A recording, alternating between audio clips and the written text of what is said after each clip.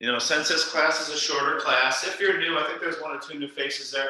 I start a little bit stronger than you might in a lot of classes because this class goes pretty quick, okay?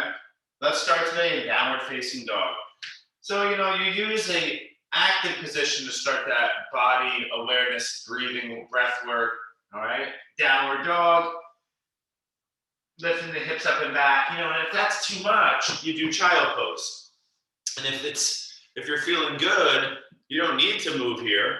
So, in such a big group in a morning practice, it's okay to, be slow, especially in the beginning, right? So we're in the downward facing dog.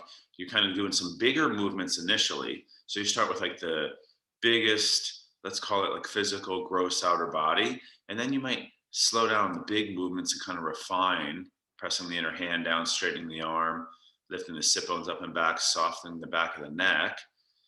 And then you might start to engage the legs a little bit more. So big movements into small activations. And then you go to your breath work. So there's those kind of 3 layers there. So it's a big, deep inhale in your nose and big exhale. So eventually you want to make your way to big, deep breathing. All right, so that's how I kind of see the 3 stages there of the down dog. And as you still your body and smooth out your breath, you become a little bit more meditative, mentally, emotionally. Let's do a few more breaths here. So try to breathe deep in and out your nose into the abdomen. If you've ever, something really cool, if you've ever seen those ultrasound of the diaphragm breathing, like in live action, it's pretty cool how the diaphragm is that big breathing muscle right at the base of like the ribs. And it pushes down on all the organs towards the pelvic floor, and then it pulls them all up fascially. It's all connected. Deep breathing really makes, has a big direct effect on all the organs, the liver, the stomach, the intestines. And that's key. We don't want any stagnation happening there. So use that breath, guys, to get and help those organs of the digestive tract. All right, big inhale. All right, let's bring it down to the knees. Take it slow here. First movement, a little bit different. Right foot steps back. Left arm twists out, up and open. Now it's a pretty strong movement, even though it's kind of easy. Left hand down, right knee down. So we're going to alternate here. Left foot goes back. Right arm goes out and up. Now I'm pretty sore from my last 2 days of working out, so this is pretty strong to start. Right foot back, left arm out and up. And now you're making a little breath meditation movement. Neutral exhales, tabletop. Left foot back, right arm out and up. Right hand down, left knee down. So we're alternating sides. Right foot back, toes tucked. You might feel a light calf stretch. Left arm out and up. So it's a twist. Left hand down, right knee down. So continue, please. I demonstrated, but now I want to let you have a little personal experience. If it's too much, you don't have to step the foot back, right? It's your call. So we're waking up the core twist and the shoulders and movement here.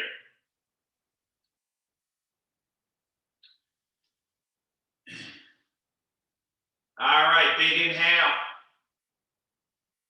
Eventually, tabletop. Walk your hands a little bit more forward. You're more than welcome to come to full plank if you're ready. Or I'm showing half plank here. I'm on the knees. I just shift more forward. Bend the elbows halfway down. Pause. Straighten the arms up. So a couple very slow pauses in low plank. Bend the elbows, hug them in.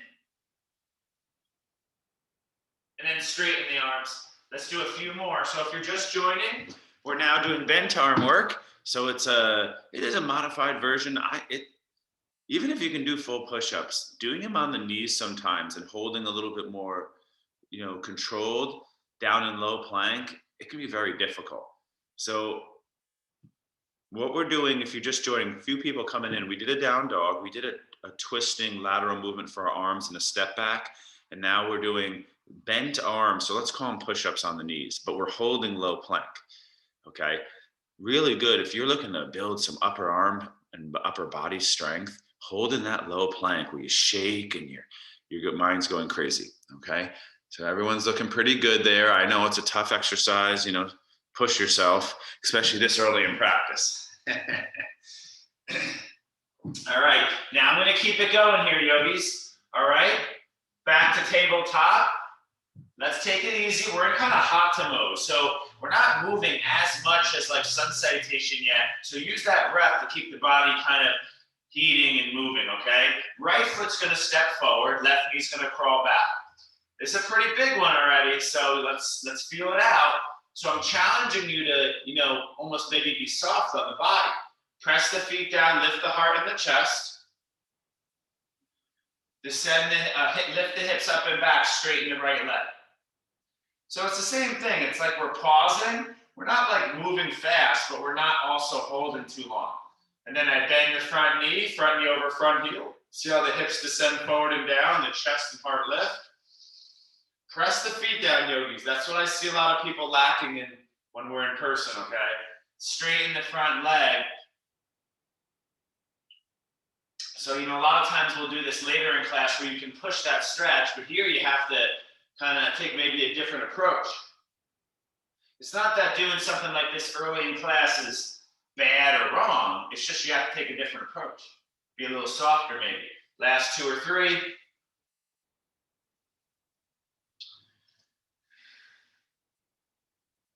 If you know your fitness, right, this represents like a lunge, one of the most foundational leg exercises.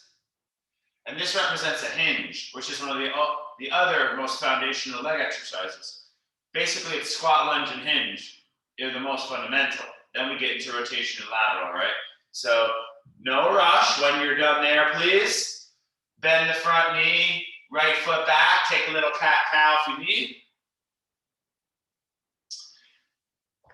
Eventually, we're going to step our second foot forward. Just make sure your right knee crawls back. So I can see a few of you look like you're kind of going like your hips are going too far back.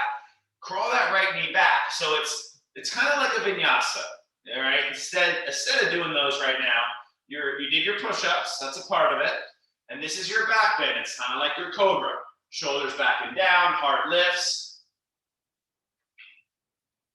And then this is kind of like a down dog, a forward bend. I shift my hips back over my back knee. I flex my left foot, press those feet down. And I'm pausing, right? But then I'll continue moving back to my back bend. That's going to be anterior tilt, spinal extension. A little bit more of that glute, right hip flexor stretch. And then boom, I bring it to the left hamstring. The beautiful part about this is it's like the double hamstring stretch. So you get your upper and lower hamstring. So I'm inhaling to what we call Anjana or low lunge. I'm exhaling to more of a half split or a half pyramid. All right, so a few more times. So we're going to do a couple more small movements. This is not too hard of a posture, but just done this early, it makes it more difficult. Nice. Yeah, some of you are making it more challenging. That's cool too, right? Now I want you to take your time. Whenever you're done there, remove those blocks, meet back in downward facing dog. So second down dog hold, we're going to add 2 things here to start our lateral movements and our twist. So downward facing dog, a little bit more refined. Hips are probably much more open now. Core is much more open. So down dog, lift your heels up nice and high and drop your heels over to the right. So you should feel a side stretch. Sorry, my little pup's going crazy if you hear some noises. She likes to use our living room as a playground in the morning. So your heels dropped over to the right. Hopefully you're feeling a stretch in your left side body, right? And then you come back to center when it feels good to you. And then you go over to left. So I'm not showing you because you get into this bad habit of always looking at the screen. Just listen. You're in down dog, feet or hips width distance. Your heels lift high and then they drop over to the left. So it lengthens your right side body.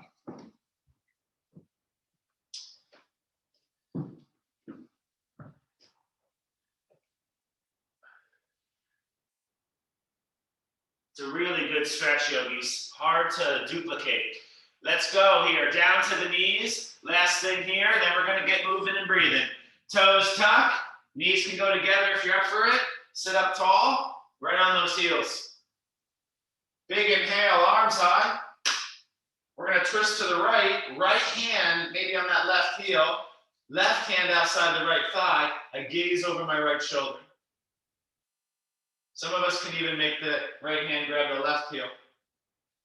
Stay twisting to the right. Look over your left shoulder.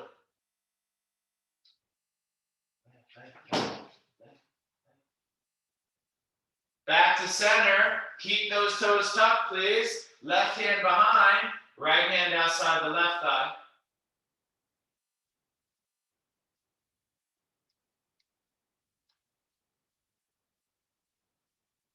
Keep the twist left. Just look over the right shoulder. So they call that like the double twist or the double helix, where the chest is twisting one way, the core, but the head is twisting like the opposite way. You actually find that a lot in like triangles and side angles, okay? Back to center, get off of those toes, shake your toes out. Last little thing, then we flow. Down to the chest, please. Lengthen your core. So I'm not going to have you do the stretchy back bend. That's coming next. I'm going to have you hold the active cobra and move those arms. So press your feet down, engage your thighs, lift the heart, pull the belly in. Hover your hands, pull your elbows back together behind you. This is a very active pose. On your inhale, reach your arms forward, palms face down. On the exhale, pull the elbows back. Literally try to touch them together behind you. Lift the heart a little bit more. Inhale, arms forward. Exhale, literally try to touch those elbows together behind you. Squeeze your upper back together and continue. Inhale, arms reach forward. All the while, your chest stays lifted via your back muscles. Don't over tense your neck. That's a big one here. You know, you see people's neck is like locked back. Be easy. You know, very easy to stress out your neck in yoga.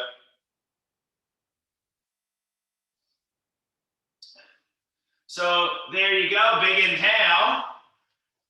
You know, about 6 to 10 will do you good there, lower down. One last part, and then we're gonna do what's called sun salutation V. So you're gonna walk your hands forward and wide.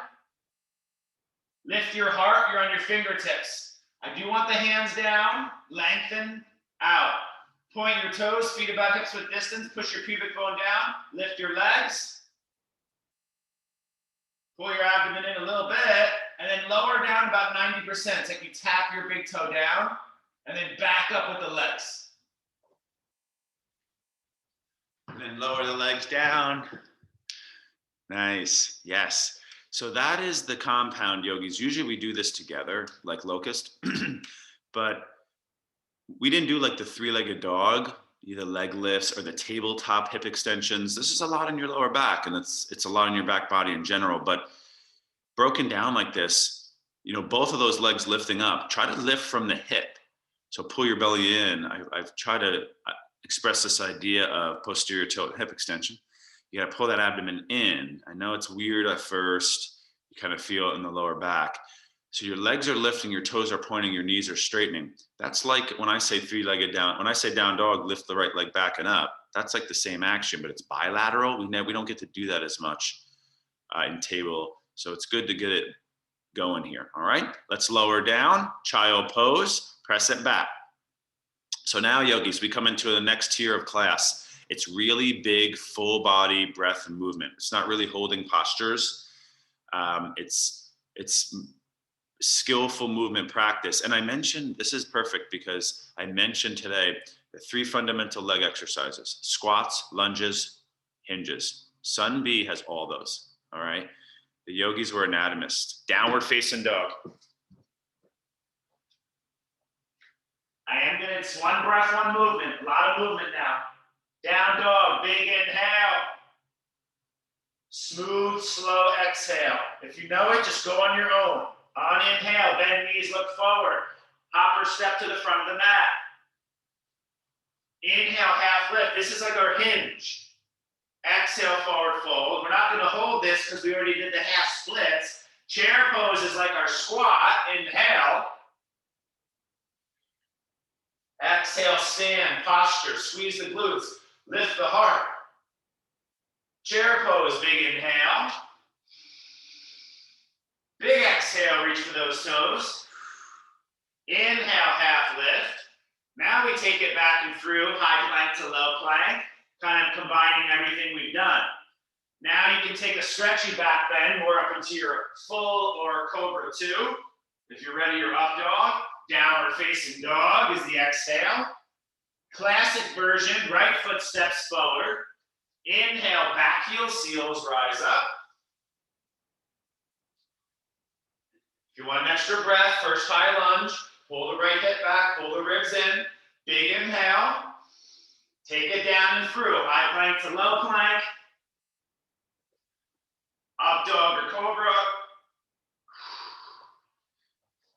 Downward facing dog. The classic version here, yogis, on the inhale, you step your left foot forward, seal your back heel, inhale all the way up. So inhale is the movement from dog to warrior 1. There's not that extra inhale, leg up, and exhale, step forward. That's a great movement, but I'm just skipping that today. Then the exhale is all the way from high lunge. So you plant your hand, you step your left foot back all the way to low plank. So it's bigger movements. That inhale, left leg up and back, and then exhale, step forward. That's like the modern version, okay? So we're gonna meet back in down dog. Now we'll do one breath, one movement together, just voice led, and then you're gonna go on your own a couple times. Downward dog, inhale, bend knees, look forward. A lot of you are going on your own, just do your thing. Hopper step forward on the exhale. Inhale is your half lift. That's like a hinge. Exhale, forward fold. Chair pose, inhale, that's like your squat. Exhale is your posture. Man, look at all these fundamentals. Sun B is fantastic. Inhale, chair pose, let's get going. Exhale, forward fold. So no holding postures now, movement. Inhale, half lift. High plank to low plank, step it back and through. Do them now, because this is gonna be our dose of these, okay? If you wanna do chaturangas. Inhale is your up dog or cobra. Exhale is your down dog. Right foot steps forward. Inhale is your high lunge or warrior 1. Then exhale, plant your hands, step your right foot back, vinyasa chaturanga. And then you do your left side. And then you're gonna go through this a few more times. And here's where I just wanna give you the opportunity on Saturday morning. We did some big warm-ups, right? We did twists and big stretches, some push-ups, some back work. So if you're ready to do a handstand or a big pose you're working on, a forearm stand, a headstand, do that now. If you need a little back and off, you stretch. But I'll tell you, I've been looking, yogis, I've been studying constantly, what's the best exercises? It's hard to beat sun salutation B. It really, you pick one big movement, this might be the one. You know, there's a couple of things we could add to maybe make it a little bit more well-rounded. But I'll tell you, you do this regularly, you're covering all the fundamentals. Posture, squats, lunges, breath work, meditation, posture, up and down, moving blood flow, core, straight, right? The up dog and the cobras. So get into that. If you have music, you turn it up. I'm going to give you another 2 minutes. And after this, we will be still. So get your moving in now, because we're going to be still after this. Poses. Have some fun, yogis. That's one thing I miss from group class. There's no music. Right now, I would turn it up. Be like a party.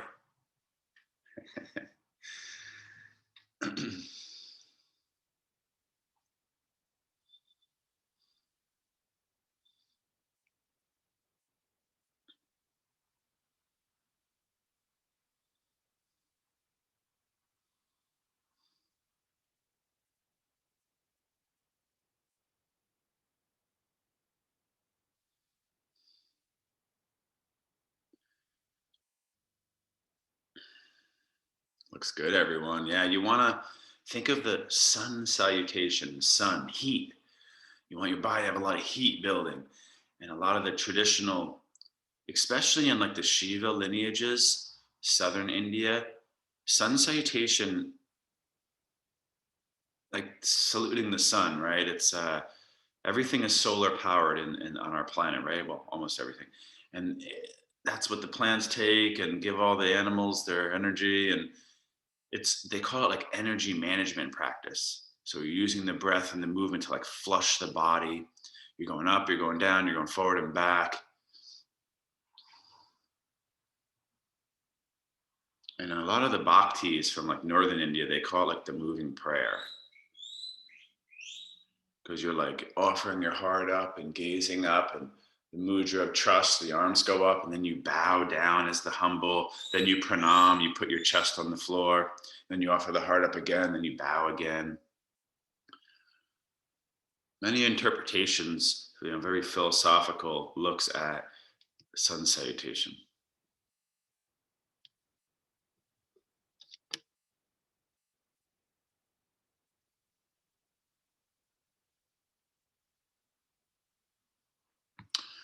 So last minute here of free practice.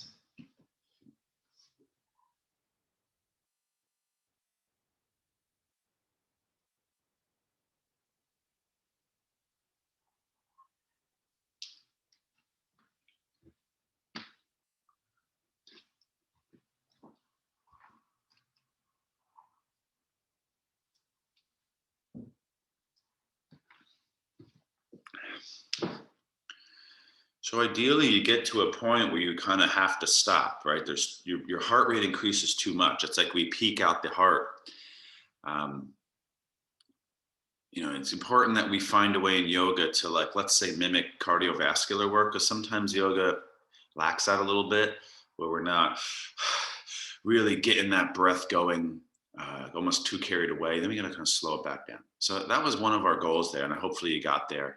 So listen, yogis, you're going to take a moment. We're going to meet in standing. So it's called Tadasana. We're going to do standing postures now.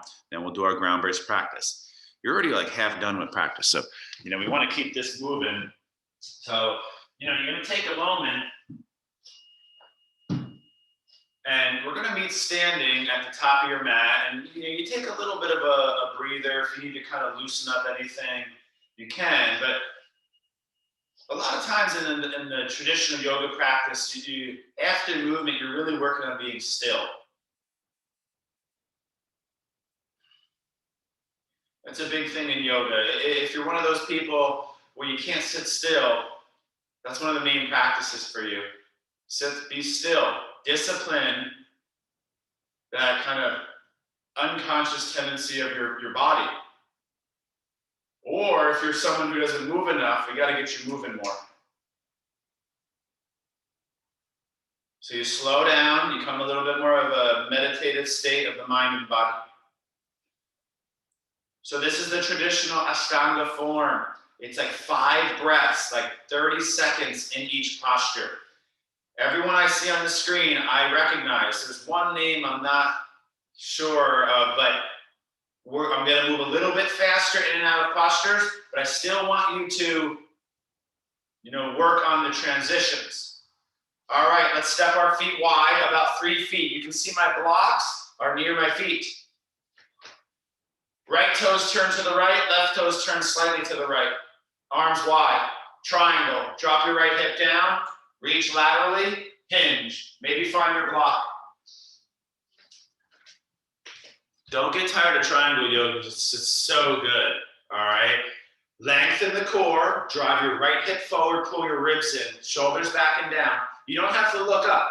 It starts by looking down, then to the side, then up, okay? If you want a little shoulder up or left hand around the back, inside the right thigh. I like to add this one too, where I'm in triangle.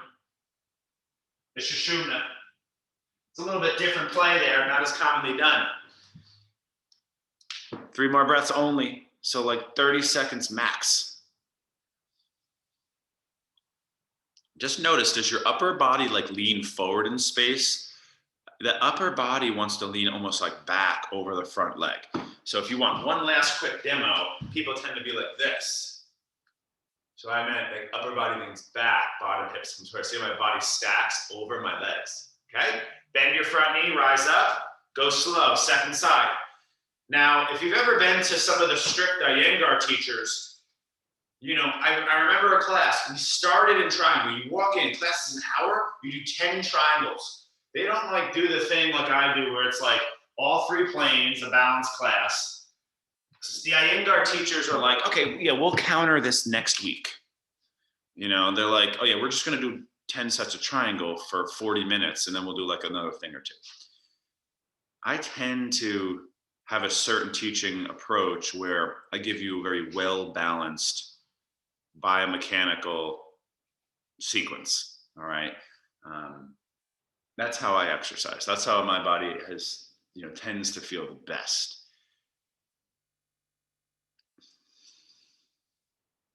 So you're working your triangle. I'm not giving you any cues. You got to learn to remember these cues.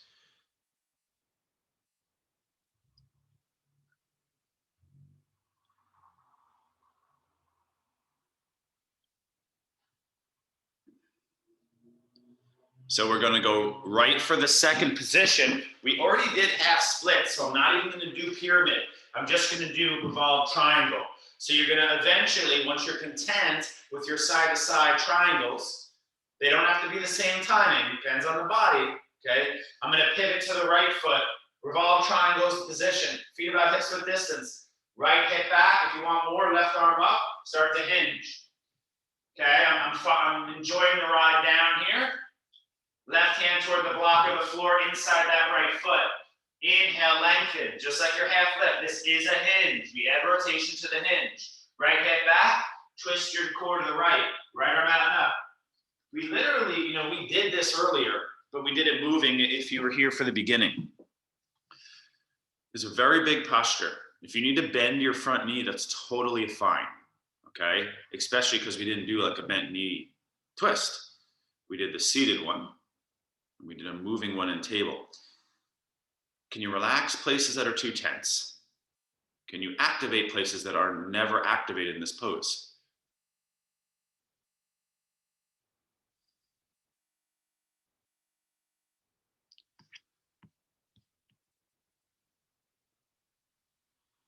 All right, big inhale. Can you go really slow? Right hand down, bend right knee, rise up with skill and control, and then pivot to the side, pivot to the second side. So left foot would be in front of you. Again, I like feet about hips width distance. So your feet are kind of like this. The tradition is more like heels aligned, but I consider that like an advanced yoga posture. Inhale, left hip back, lift your heart, start to hinge. You notice it's like, if it's not squat practice, it's hinge practice. If it's not hinge, it's lunge. And we're starting all the rotational qualities, yogis. Warrior one is that first, taste of the rotational lunge. So then your right hand comes down, you twist your heart, you half lift, and then your heart and core twist to the left. I remember when I was studying the kinesiology and I realized the body form, the biomechanics of the body, that revolved triangle is pigeon. It's like the same pose. Granted, it's kind of like pigeon and Sukhasana. They are slightly different, but it's that same line. You'll feel a stretch in the posterior outer left leg here, or it runs down the leg. There is a posture called straight leg compression pigeon. It's an advanced yoga pose. I've never taught it in this class. And this is how you get more of the intermediates to do it. So if you do revolve triangle, you don't really need to do pigeon, or else you're kind of doing it twice. That was a cool day when I realized that. Revolve triangle is pigeon. Now I'm gonna keep going, guys. Side to side practice. Left hand down, windmill open to the side. Right toes out, right knee bends. I'm not having you hold warrior two today. We're gonna go right for half moon. Okay, if you were in class last week, it was we've been doing a lot of like unique practices. We're getting a little bit more traditional right now. Okay, you're gonna reach laterally, find your half moon. Even though the posture is the main practice, I'm still kind of working my entry. Now, this is a great posture for beginners and for advanced students because there's so many options. If on a good day, I swing my left leg in front of me, I'll even like grab the left toes I mean, we tend to do this one behind us, right? I do want you to work to start to hover your right hand. You know, you've been practicing yoga for years and you still haven't been hovering your right hand. I want you to know that that is the goal of the posture. They call it half moon because it's the half pose. Just like we did half plank. There is all these half, you know, we did, they call that half pyramids, half splits. These are like the half poses. They're like the modified supported easier versions. Right hand hovers in full moon. Your right arm reaches forward past the right ear with your palm up. Extended full moon is both arms forward, like you're holding a block beyond your head, okay? Second side, half moon, about 30 seconds. Go slow, your pace. Go ahead, there it is. Yeah, nice. Take a little break in between if you need. This isn't easy. So the left arm goes toward the earth from like a warrior two. Yeah, and then your right leg starts to lift. Nice, Jamie. You know, some people say lift your hip, lift your leg as high as the hip. No. Go as high as possible. So I'm telling you, like, if you put your foot on the ceiling, do that. Don't let your leg go forward unintentionally. I showed the leg coming forward intentionally.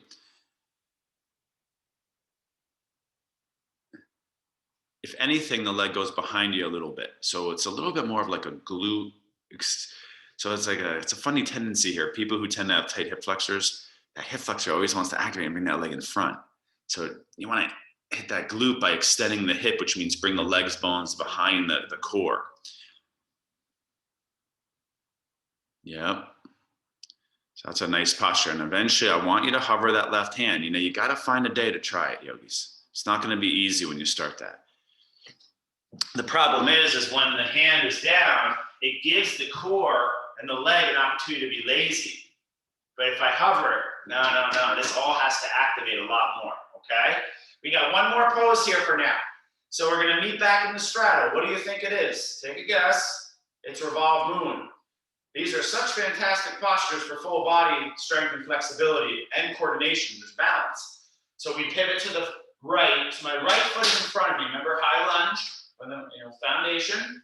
Now I start to hinge. Some of us might choose to stay in warrior three. My left leg lifts, my left arm comes down. Okay? I lengthen my core, I lift my left leg, point or flex the foot, I'll let you decide, and then I twist to the right. So my right arm goes out and up. That's a very big posture. And this is our, if you're just joining, this is like our fourth twist of class. And it is adding rotation the second time to hinge. All right, so we did all those hinges earlier and squats and lunges. So there's all your foundations.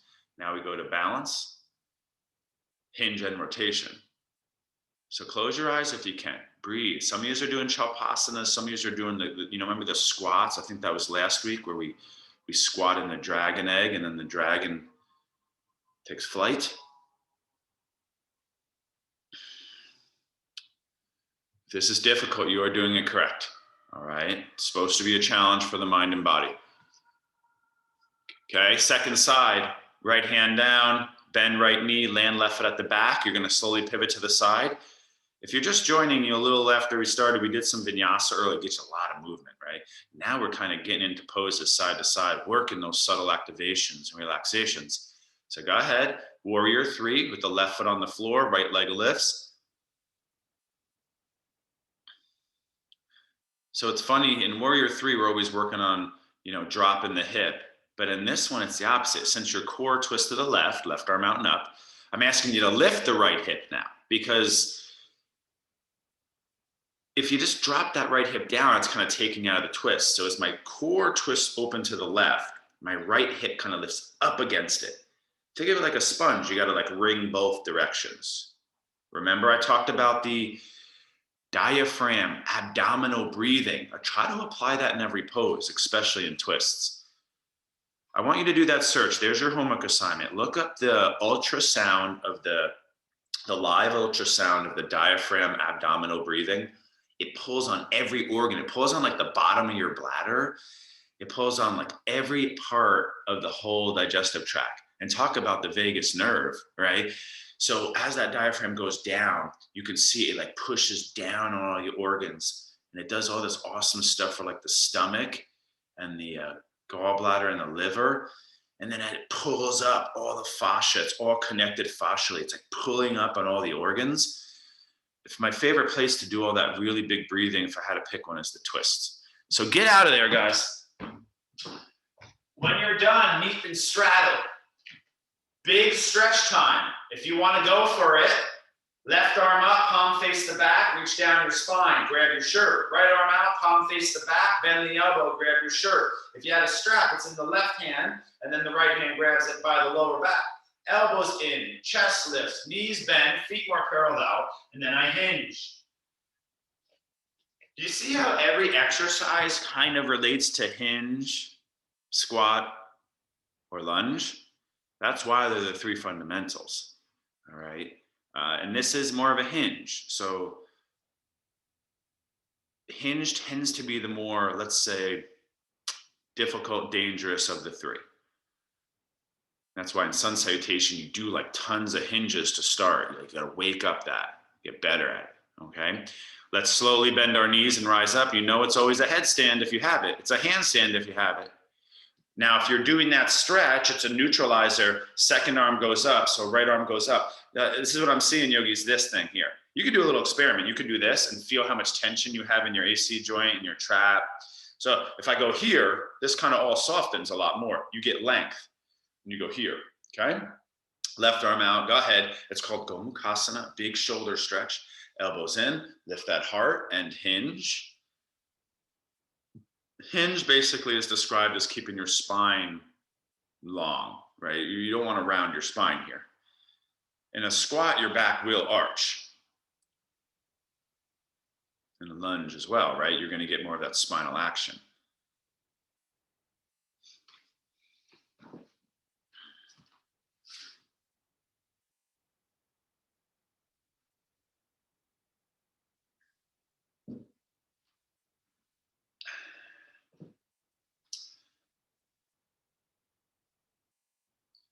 Now, I want you to take your time, yogis, okay? We're going to slowly rise up to the center.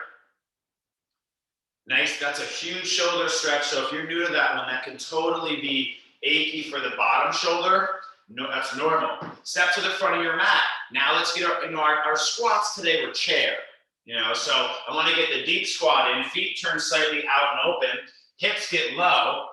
You get your deep squat in here today. Really, this is a very fundamental yoga position.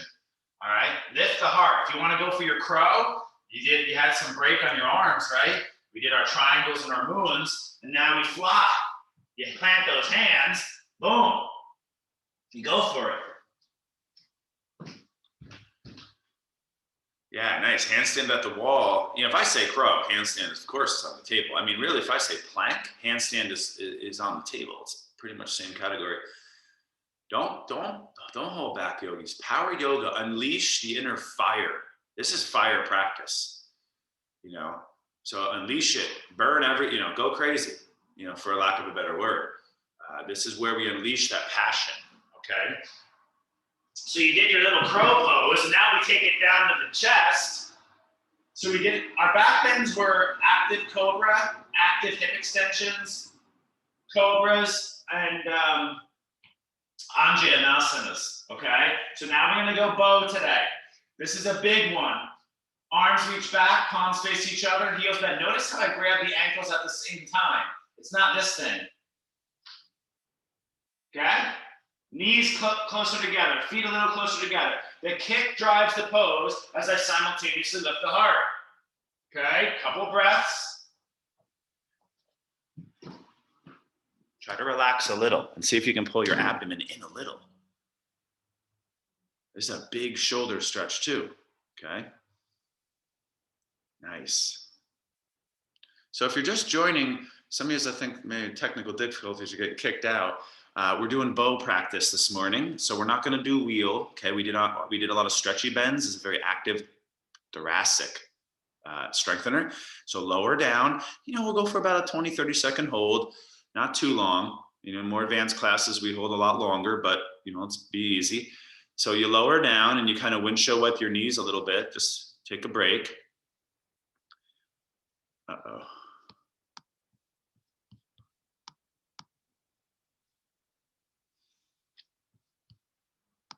Can you guys still hear me, right?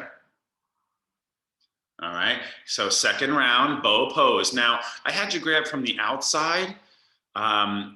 You can also grab from the inside edge of the feet. It tends to be even a little bit more like shoulder opener. But you got to make sure you laterally rotate from the shoulder. So this is a tricky one. You got to you're on your chest, right? You got to turn your palms down and then out. So not up and then out. So you see my shoulders like curl in. I want my palms to go down and out so the chest opens. So second round of bow. Some of you are doing fancy versions. Go for it. You roll to your side. There's the variations of half locust, half bow. There's also like king locust if you want to go crazy, or frog pose. I'll just mention them. I'm not going to show them because it'll take too long. And try to get in that pose. Kick. So be strong but stretch. Try to feel your middle back. This is one of my favorite middle back strengtheners. Erectors, yogis, in functional muscular action are not easy to strengthen. You do your hinges all day and your squats all day, but there's not a lot of spinal action. So we did our cobras earlier. Remember that was lumbar activation? Now this is middle. It's like thoracic. And we did these pulls, this upper back. So that's a trifecta there. And we did the hip extensions. There's your butt. So that's all connecting. So let's lower down. Take a little breather. We're going to do one more round. Remember to release slow and take a little time in between. So you can, not too long of a rest, but a little time off just to kind of slow your heart rate and take a breath or 3. Yeah, and add a little something, okay? So these are our back bends here in the end of practice. These are considered, beginner poses. I don't know who decided that, but in traditional yoga, this is beginner. You teach people this in their first class. Here we go. Final bow. Let's get it done. 3rd time's a charm. 3 has always been my lucky number. It was my college sports number. So go ahead, kick it up. Let's do that final bow. Nice, Jeannie. There is a couple different types where you try to roll your thighs down, your knees down, your chest actually comes vertical. You got to make sure you pull that belly and lengthen through the core. There's also the different bow, teardrop, where you roll way onto your chest and your thighs go way up in the air. So just to be clear, there's not like a better one. We actually do both. Usually the first one is actually rolling to your chest more. So extend your hips more, okay, rather than extend the lumbar spine more. So you want to roll forward first and legs go higher. When you get good at that, you start to actually lean toward the knees and your chest goes higher. And then eventually it's a combination of the two. If you've ever seen the teardrop pose, it's really beautiful and challenging. So when you're done with your final bow there, please take a moment and a child pose is probably a good idea, right? You did 3 really strong back bends, 3 really big shoulder openers, arms behind you. Now the arms go forward, your spine kind of rounds, and you rest a little bit. So when you feel your middle back tomorrow, I mentioned the erectors are like these long muscles running up the spine. Middle back, remember the bow. Okay, it's one of my favorite ways in yoga to strengthen middle back muscles. So our final stimulating exercise, since I know you guys love abs, and it's probably a good idea just to kind of counter that tension, we'll rise up through table, we'll lower on our back, arms forward. It's just a hollow body, low boat in yoga. You can do other stuff. If you want to do this, you're more than welcome. But we did so much movement in the first kind of like 20 minutes of class. I'm just slowing it down now. And you're here, upper body curls, lower back down. This is just a crunch. If you want that lever, which means like extra weight, you go legs forward. And I like to add this little pulse. It's not like classic yoga, but it really works for getting those abs going. So I'm going to give you the last 30, 40 seconds. Either just holding low boat, press the lower back down, shoulder blades hover. The main objective physically is lower back down. That changes the dynamics of this exercise. It's something that can be super strengthening, turns into something that can be really irritating in the lower back. That little thing, man, changes the effects of this exercise.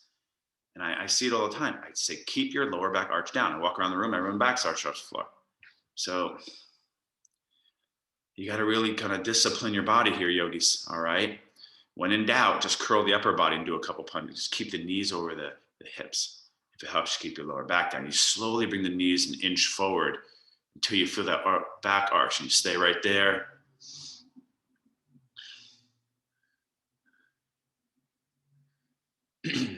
Yeah, some of you are doing the leg swings and the reverse double crunch. Remember, EMG chart, it's the double hollow. So it's the double crunch together, like on a Bosu ball.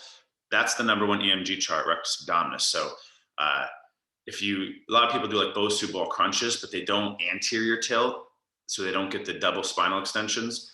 And then if you posterior tilt and crunch, that's the number one EMG chart. It strengthens your abs really fast.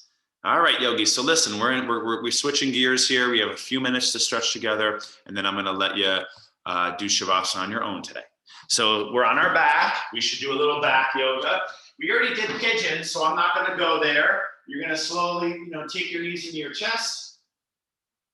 Really, we've stretched a lot, right? So Anjaneyasana, half splits, triangles, they take care of all the lines. Bow is front, like hip flexors. But I'm going to do a little medial stretch today. So the feet go wide, the knees knock left. Some of us just stay here. Big stretch for your outer right hip. See how it knocked in? And then left foot might go on the outer right knee. Arms might go wide, kind of a 45-degree angle. Couple breaths. A quick note here, it's important to understand this. If your arms go here on your back, it's a pec major release. If your arms go here, it's a pec minor. Knowing that is a game changer. Pec minor is a deep under muscle, and if it gets tight, it can pinch on certain nerves that cause like thoracic outlet, like numbness, tingling, weakness, pain in the arms. So if you always bring your arms here, it's really good to cognize like that. If you bring your arms here, it's a very different effect. It's also more like what we call the ascending pec major muscle fibers. This is number one pec major, right? Chest fly. This is number one like pec minor. More so than a active retraction, right? So that's important to know. Let's do our second side here, yogis, of our hip and kind of lower back release. The knees knock to the right. And then your right foot might go on your outer left knee. If you got sensitive knees, maybe don't put the foot on the knee. Be easy.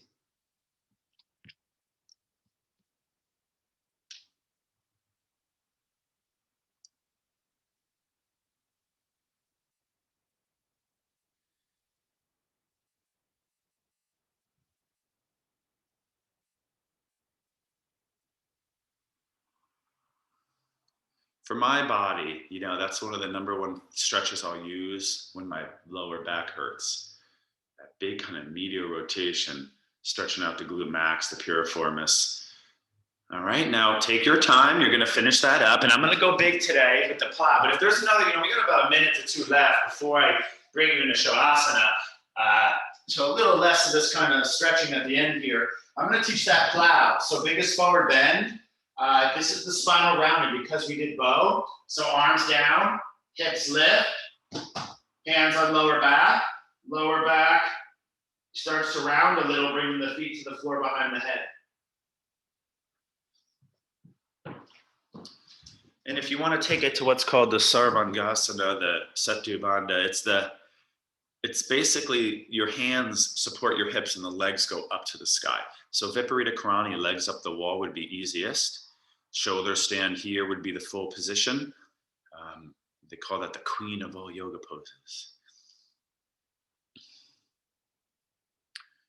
In plow, the first part, you're working your feet toward the floor behind your head and your hips are kind of moving up over the shoulders. You are in a big spinal flexion and neck flexion, and then there's a weight of the body and like hyper range. That's why this is considered a, let's say, more risky yoga pose, but it also will stretch things that you can't really stretch in many other forms. So there's a lot of benefit there, but it's also right next to a lot of risk. So you can be easy, even though it's the end.